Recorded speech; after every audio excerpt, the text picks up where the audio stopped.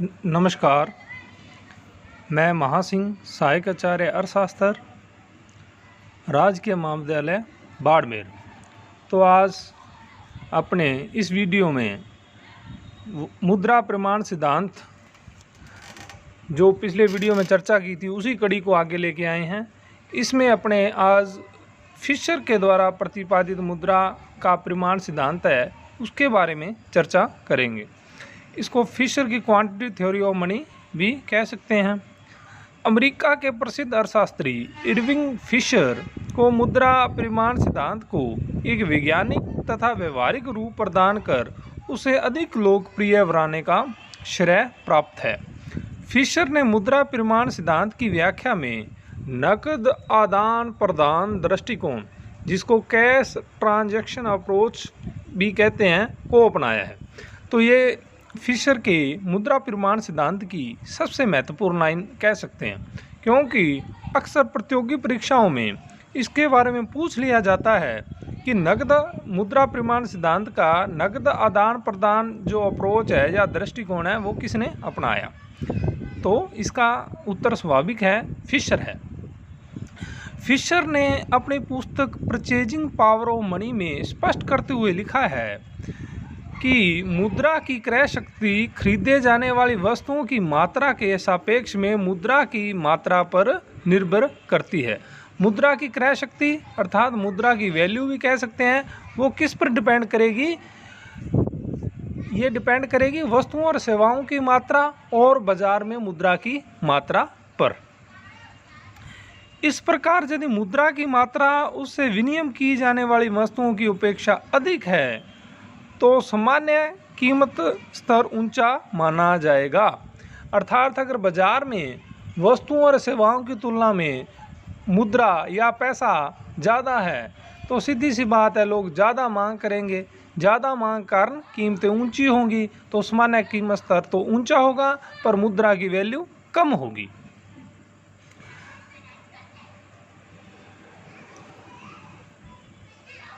इसी प्रकार अन्य बातें संभालने पर यदि मुद्रा की मात्रा दुगनी है तो मुद्रा का मूल्य आधा होगा, और अगर मुद्रा की मात्रा आधी है तो मुद्रा का मूल्य दुगना होगा।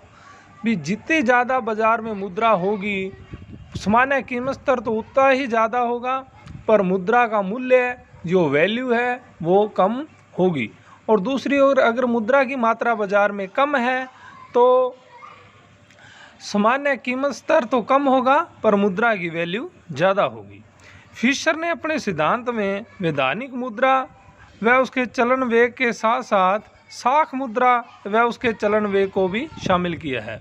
पिछले वीडियो में अपनों ने अध्ययन किया था कि प्रतिष्ठित अर्थशास्त्रियों ने वैधानिक मुद्रा व उसके चलन वेग को तो लिया था, पर उन्होंने साख मुद्रा व उसके चलन वेग की अवहेलना की।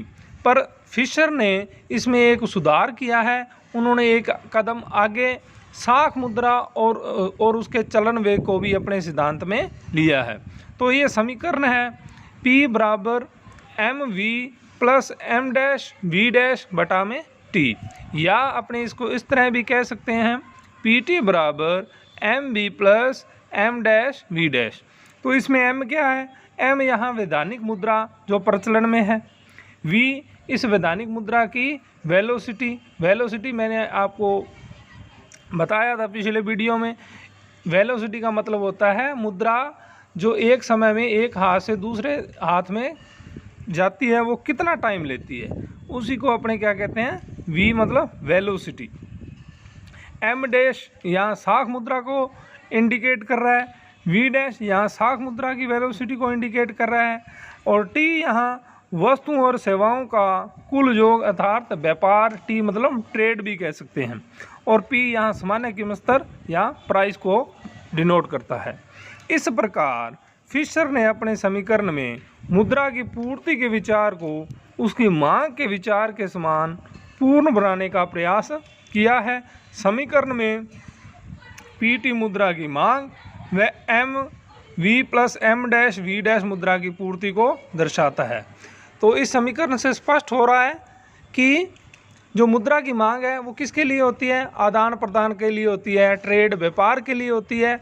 तो मुद्रा की मांग एक तो वस्तुओं और सेवाओं की मात्रा पर डिपेंड करेगी और एक प्राइस पर डिपेंड करेगी। और जो पूर्ति है वो पूर्ति होती है मुद्रा की एक तो वैधानिक मुद्रा और उसकी चलन गति पर, और एक साख मुद्रा और उसकी चलन गति पर डिपेंड करती है। फिशर के अनुसार पी और M V plus M dash V dash में प्रत्यक्ष अनुपातिक संबंध होता है, पर सामान्य मूल्य स्तर व मुद्रा के मूल्य में विपरीत अनुपातिक संबंध होता है। तो इसमें पी क्या है जो डिपेंड कर रहा है, वो M V plus M dash V dash में से पर डिपेंड कर रहा है। तो कहने का मतलब जैसे मुद्रा की पूर्ति बढ़ेगी, एम डैश या वी डैश में परिवर्तन होगा तो पी में भी उसी अनुपात में परिवर्तन हो जाएगा। पर मुद्रा का जो वैल्यू है वो पी जो सामान्य कीमत स्तर को इंडिकेट कर रहा है उसके साथ उसका संबंध उल्टा होता है, इनडायरेक्ट होता है। जैसे ही पी प्राइस लेवल बढ़ेगा मुद्रा की वैल्यू कम हो जाएगी, और जैसे ही प्राइस लेवल कम होगा मुद्रा की वैल्यू बढ़ जाएगी। फिशर के अनुसार अल्पकाल में वी डैश प्लस टी स्थिर रहते हैं। वी यहाँ क्या है? एम जो वैधानिक मुद्रा की चलन वेग को बताता है, वी डैश है वो एम डैश जो साख मुद्रा है उसके चलन वेग को बताता है, वह टी यहाँ वस्तुओं और सेवाओं के व्यापार को बताता है। फिशर ने अल्पकाल में इनको स्थिर माना है। इसके अलावा फिशर ने एम और एम में एक अपरिवर्तनीय अनुपात बताया है। एम या वैधानिक मुद्रा, एम डैश या साख मुद्रा, इन दोनों में जो एक अनुपात रहता है वो स्थिर रहता है, अपरिवर्तनीय रहता है। इस प्रकार से फिशर ने जो वी डैश, टी और एम का जो आपस में अनुपात है इन सभी को स्थिर माना है। इसलिए मुद्रा की मात्रा एम में होने वाला परिवर्तन कीमत स्तर में अनुपातिक परिवर्तन को जन्म देता है। तो सीधी सी बात है, जब एम में परिवर्तन होगा उसी अनुपात में पी में परिवर्तन होगा, जिसे हम इस रेखा चित्र के द्वारा भी स्पष्ट कर सकते हैं। रेखा चित्र में आप देख रहे हो ओ एक्स अक्ष पर तो है मुद्रा की मात्रा ली है और ओ वाई अक्ष पर अपनों ने लिया है सामान्य कीमत स्तर। तो देखो जब अपना मुद्रा की मात्रा ओ एम 1 है तो सामान्य कीमत स्तर कितना है? O P 1। पर जैसे ही मुद्रा की मात्रा अपने बढ़ा के ओ एम 1 से ओ एम 2 करते हैं तो जो सामान्य कीमत स्तर है वो क्या हो जाता है? बढ़ जाता है, OP2 हो जाता है। पर इसके विपरीत अगर अपने मुद्रा की मात्रा OM1 से कम करके OM3 कर देते हैं तो कीमत स्तर भी OP1 से घट के OP3 हो जाता है। इस प्रकार से इस रेखा चित्र से स्पष्ट हो रहा है कि मुद्रा की मात्रा और सामान्य कीमत स्तर में सीधा डायरेक्ट अनुपातिक संबंध है। तो इसमें जो ए, बी और सी बिंदु हैं इनको मिला दें तो अपने को एक रेखा प्राप्त होती है, वो रेखा है OL। OL रेखा मुद्रा की मात्रा और सामान्य कीमत स्तर में सीधा संबंध दर्शा रही है।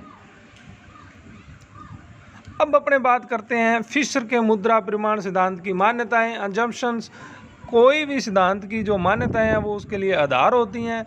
अगर मान्यताएं पूरी होंगी तभी वो नियम लागू होगा, अगर मान्यताएं नहीं पूरी होती तो वो अपना नियम काम नहीं करता है। तो फिशर ने अपने समीकरण में निम्न मान्यताओं को मुद्रा परिमाण सिद्धांत का आधार बनाया है। तो पहली जो मान्यता है, मूल्य स्तर एक निष्क्रिय घटक है जो अन्य घटकों से निर्धारित होता है लेकिन समय उनको निर्धारित नहीं करता है। मूल्य स्तर इस अपने जो समीकरण है पीछे अपने देखी है उसमें P है। तो P क्या है? फिशर ने माना है निष्क्रिय है, P का समय का कोई रोल नहीं है, P किसी को प्रभावित नहीं करता है, ना तो वो M को प्रभावित करता है, ना V को प्रभावित करता है, ना M डैश को प्रभावित करता है, ना V डैश को प्रभावित करता है, पर समय उनसे प्रभावित होता है। 2 नंबर मान्यता है साख मुद्रा कानूनी मुद्रा के निश्चित अनुपात का फलन है, भी इनमें एक अनुपात स्थिर रहता है। तीसरी जो मान्यता है मुद्रा मात्रा में परिवर्तन का चलन गति पर सामान्यतः कोई प्रभाव नहीं पड़ता,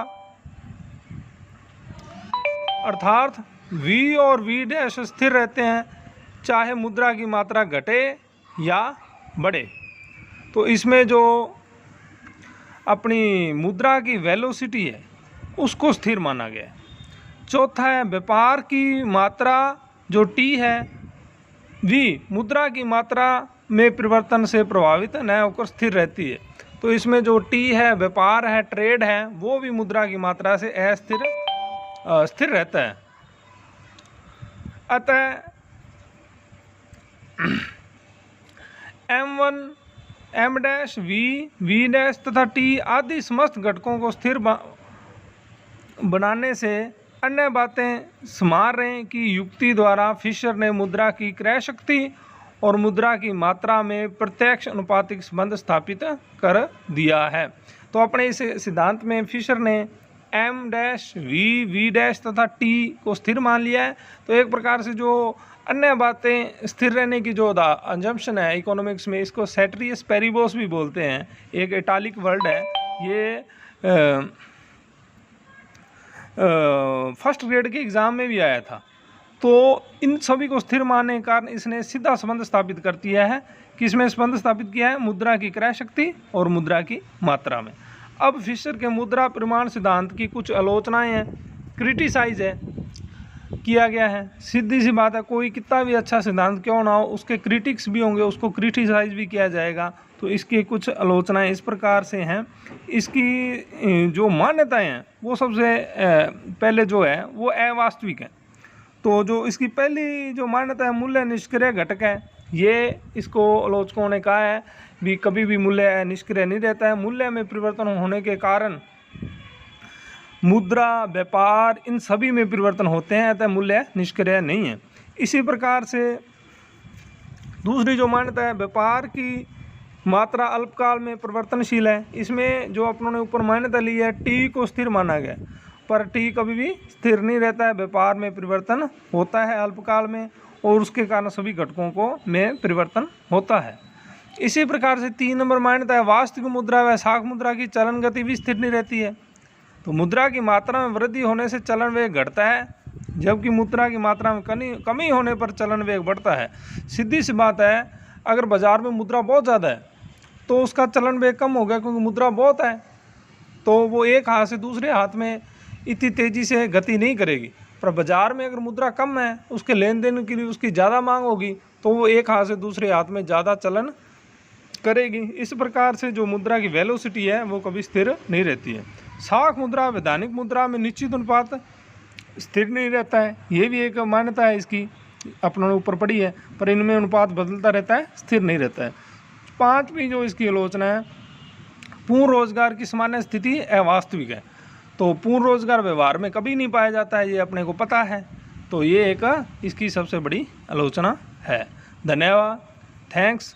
आगे अपने नेक्स्ट वीडियो में फिर चर्चा करेंगे इसी मुद्रा परिमाण सिद्धांत की, उसमें अपने कैम्ब्रिज व्याख्या के बारे में चर्चा करेंगे। धन्यवाद, थैंक्स।